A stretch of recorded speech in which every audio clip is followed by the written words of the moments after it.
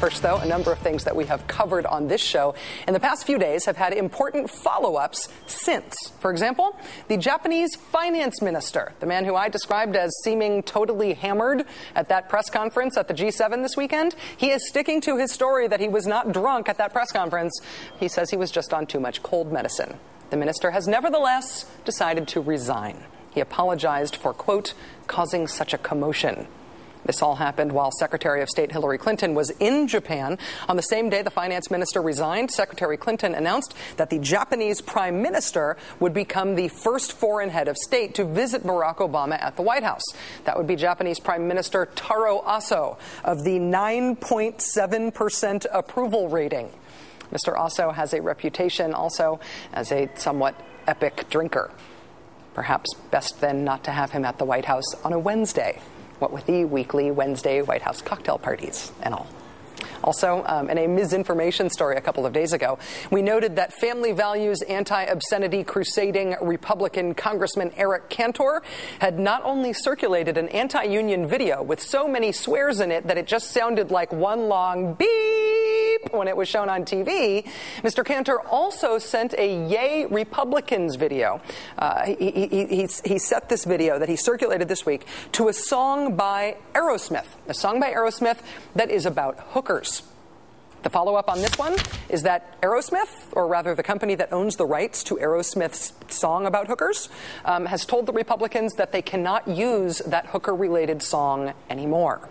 So the whole thing's been pulled down off YouTube, and now poor Republican Congressman Eric Cantor has to figure out some other way besides the swearing video he had to apologize for and the hooker song he can't use anymore, has to figure out some other way to get his family values message across. Good luck, Mr. Cantor. Finally, a not everything is totally miserable after all story from the decreasingly reliable world of sports. This time, high school basketball. DeKalb High School in Illinois traveled 2.5 hours north to play Madison High School in Milwaukee back on February 7th. Now, one of Madison's players lost his mom to cancer that day, earlier that afternoon. As the first half of a close game played out, the young man who had lost his mom showed up at the gym, not to watch. He said he actually wanted to play. Of course, that was a surprise. The young man had not been included on the official roster of players for the night. The rules say that if a player enters the game who was not listed on the roster, that costs that team a technical foul, 2 free throws for the other team. While aware of the situation, the opposing team's coach argued with the ref and said his team did not want the technical foul. Please just let the kid play. The ref said, hey, rules are rules. You have got to take the technical. You have got to take these 2 free throws. The kid is not on the roster. That's the rules. A DeKalb senior named Darius McNeil volunteered to shoot the free throws. And here's where we are getting to the part about why this high school boys basketball game is on this national news show. As the Madison squad huddled in what was still a close game, they saw something remarkable. The ball bounced just in front of the free throw shooter, and it rolled past the basket. Second shot, same deal.